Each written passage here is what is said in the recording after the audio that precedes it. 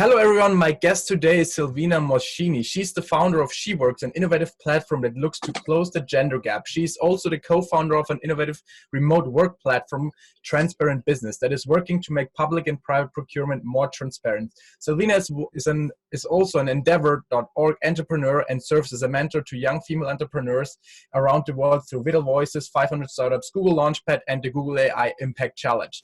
So Silvina, it's my pleasure to welcome you on the show today. My pleasure to be here with you. Thank you. Yes, so you have such an amazing background, and I want to get started by diving a little bit more into your story. So tell us a little bit more about how you got to where you are today.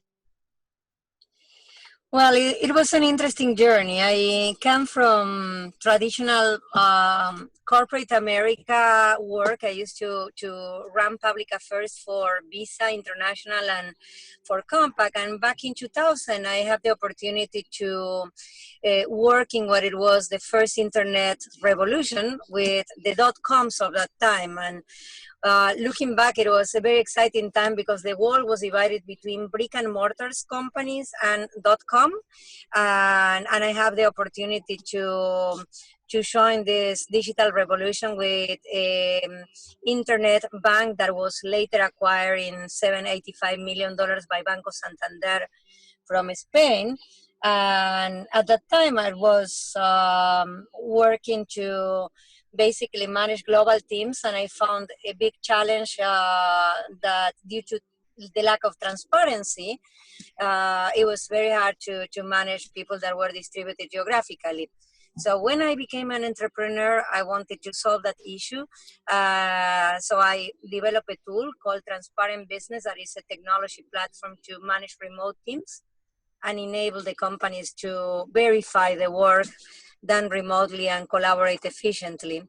And this was the start of this journey. And then I saw an opportunity that using this technology, I could solve another problem, which was the fact that 51% of women leave the workforce because of lack of flexibility. So I said that if we use software to help companies have a better solution to the trust issue and make sure that people are working when they are away and engage with them and collaborate, we will solve gender unemployment and help these amazing women get back into the workforce. And then I found SheWorks. And SheWorks is a platform that basically connect the dots between the talent of women that need to have a better work-life balance and opportunities with companies that want to drive diversity and inclusion and have professional women as part of the workforce for a longer period of time and retain them and offer flexibility in their work arrangements. Yeah, and are great. I like Transparent Business and SheWorks. You're currently, like, your focus is like those two companies where you're focusing on? Yes, these are complementary companies because SheWorks is basically developed on top of Transparent Business technology. We just went through the market and invite the talent to join the platform so companies can hire them and use Transparent Business software to manage their work remotely. And our goal is to create different talent clouds in addition to SheWorks. So we are working with companies like Google to train and certify people on Google technologies so they can be found in a Google Cloud Talent Exchange that is exactly the same thing as SheWorks, but for Google trained professionals. And the same thing we're doing with other technology companies, including Facebook, AWS, Amazon, as well for the marketplace solutions, and SAP and Microsoft and many others. So all the big players are in there. We are working with the big companies because only big companies have big impact. So we want to transform the way the work is done, and we need to get the best possible allies to do that. Yes, I love that. So was Transparent Business your first company ever that you started? No, I started in a consulting business, helping companies use internet to better manage their teams and communicate with customers. So basically it was an interactive production studio and a software factory. And I needed to better manage my distributed team because I have developers in Russia, in Ukraine, designers in Argentina, project managers in Canada, and in the US, and I have no idea which everybody was doing. So it was an iteration that started as an internal tool to solve the same problem the very problem that I have as an entrepreneur. So it's probably like second company because it was an evolution and an internal development that it turned out to be a successful spin-off after trial and development for several years and internal use. Yeah, I love that. Got it. So let's dive a little bit into that. So what were like the best resources that have helped you along the way? So like tell us a little bit more back then, what helped you back then, you know, when you first started out, but also today, what are resources that are helping you today on a day-to-day basis, for example? Well, Thomas, as you know, that entrepreneurs are these crazy people that when thrown from a plane, they develop a parachute on their way down. So the first thing that helped me is the feeling that there was a great opportunity in the market to do things better. And I couldn't find a solution that will address the issue of managing global teams. I did understand that talent is everywhere and the opportunities are not in every place. So I needed to have these solutions and I created to solve my own problem.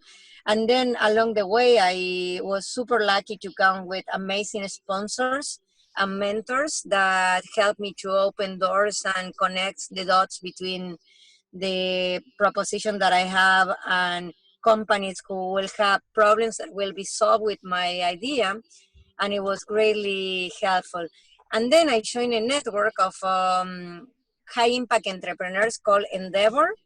And Endeavor is like the Illuminati of entrepreneurship. So it's a close circle of highly vetted entrepreneurs that once they are selected, the organization that is a global organization to support entrepreneurs to grow in emerging markets, help you to connect with capital, with market, with talent, and help you basically to scale up, to take a company from a validated model into global scale. And this was magic for me because I had basically access to extremely influential people who embrace the cause and embrace me as an entrepreneur and help me greatly to reach it to the next, take it to the next level. Yeah, how much do you think that does or did those people influence you in general? How much do you think do people influence kind of like the journey of an entrepreneur? Like, you know, meeting certain individuals or key individuals which help you along the way. Well, I think a lot. Business is a contact sport, so if you don't have access, it's extremely difficult to make it big because you need to have the credibility that you can borrow from people that made it already and will put their word for you and sponsor you. So I think that it was very instrumental because great ideas die. They don't get the money or they don't get the support no matter how good you are at executing them. If you don't have money, you cannot make a big company. Yeah. So, and as you know, as for women entrepreneurs, the capital that flows into their venture is very limited because there is also a very strong bias because the ones that usually deliver the money are men. So Yeah. there is a lot of unconscious bias, not ill-intended or anything. It's just that there are not many women that in the past wanted to build big companies because women are like a little bit more risk averse and in general they start a business with their own cash flow.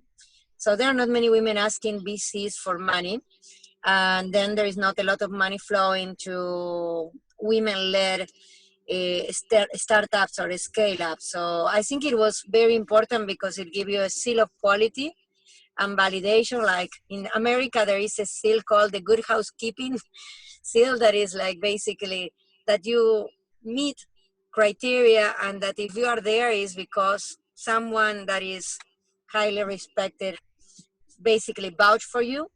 And I found that in my experience extremely important, because when someone introduced you and they said like you need to meet this gentleman or this woman, or because they have something really really cool and this person have the credibility, then their credibility is transferred to you, and it Yeah, helps greatly. true. That's It's one true. of the things that I learned early on, because initially I didn't want it to raise money, and because I didn't want it to lose control. And when you are on your own, it's super hard. You need to have people with the skin on the game, and you need to have people supporting you and vouching for you and basically opening doors and putting you in front of the opportunities so you can actually develop them. Yeah, yeah. What do you think your unique skill is that has helped you to become successful and to become where you are today? Well, it's hard to talk about oneself, but I think I am very good at managing relationships, making friends when I don't need friends. Mm-hmm. So when I needed to talk to someone, they will remember that I was good, and I always try to help other people and provide value and nurture an ecosystem. That's why I invest also, and I enjoy it enormously. A lot of time helping other entrepreneurs and building the ecosystem, making again the dots connect between people that will benefit from meeting each other. And this was also very grateful. And I think also I'm very, very, very persistent and resilient.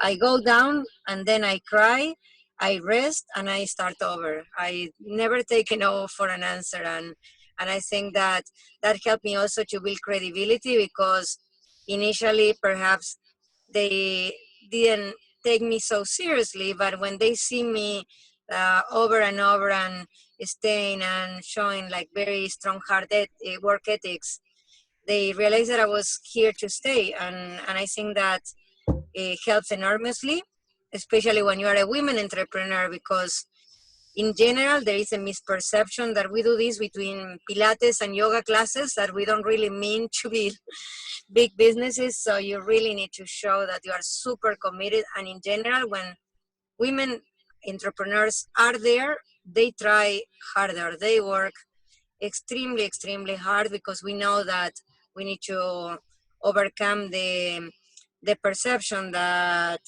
this is hard, this is super super hard, and that we don't uh, want to be anywhere else but here, so that we really mean it.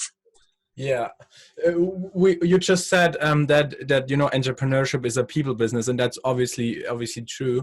But how much do you think does a personal brand, or for example your personal brand, use a person influence, for example, the standing of your company? Well, I think it's very, very important, because when you are driving transformation, when you are disrupting business, you need to evangelize. So you need to help people understand what is coming, and people believe in people. They don't believe in companies. So I use it a lot to drive the narrative that I deeply believe in, which is a narrative of inclusion and equality.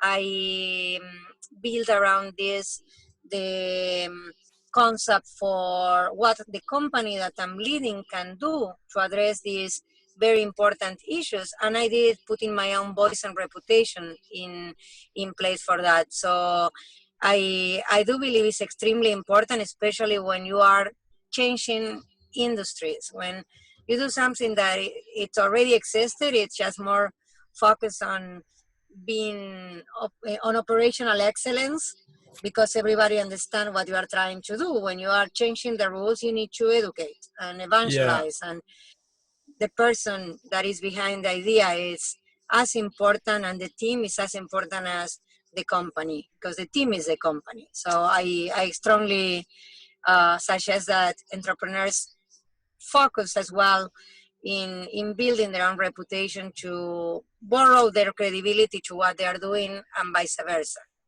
Yeah, got it. So just to wrap this up here, because we're running out of time, I have two more things. So first of all, do you have any routines that you strictly follow on a day-to-day basis for like, like every day? Yes, yes. I'm disorganized, so I force myself to be extremely organized to counteract the handicap. So I work out every single day, no matter where I am. I travel with my elastic bands and TRX. So if it's like 2 a.m. in the morning and I land in Sao Paulo, I'll go to the gym no matter what, because I need the stamina and I need the physical resistance to be able to perform well and have clarity of mind. So this is something Love that it.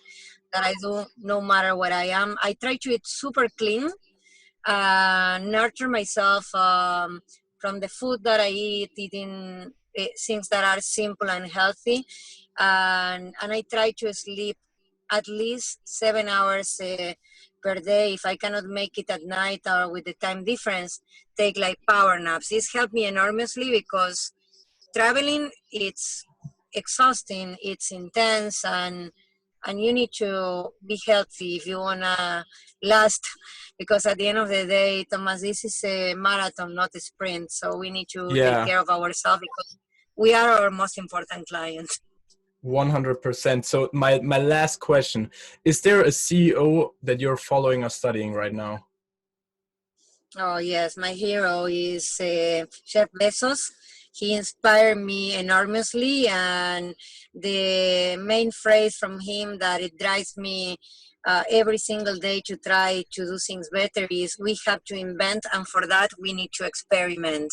So he is my inspiration. I absolutely love management style, the ecosystem thinking behind everything that he built, and the idea of failing fast and fixing later to build an excellent journey and an excellent product. So I love it. he's the number one for me. Awesome. That was Biggest great. startup in the world. I love that. I love that. Yeah. Anything you wanna give to the audience? You wanna say to the audience? Oh, just to women entrepreneurs, which are one thing that it's a passion. Just think that you can do amazing things if you just set your mind to. So let's do it, and let's join the movement and support other women so we can change the rules of the game. We can skirt it, not break it, and build a better world for everyone with diversity and inclusion. Awesome. Thank you so much for being on the show.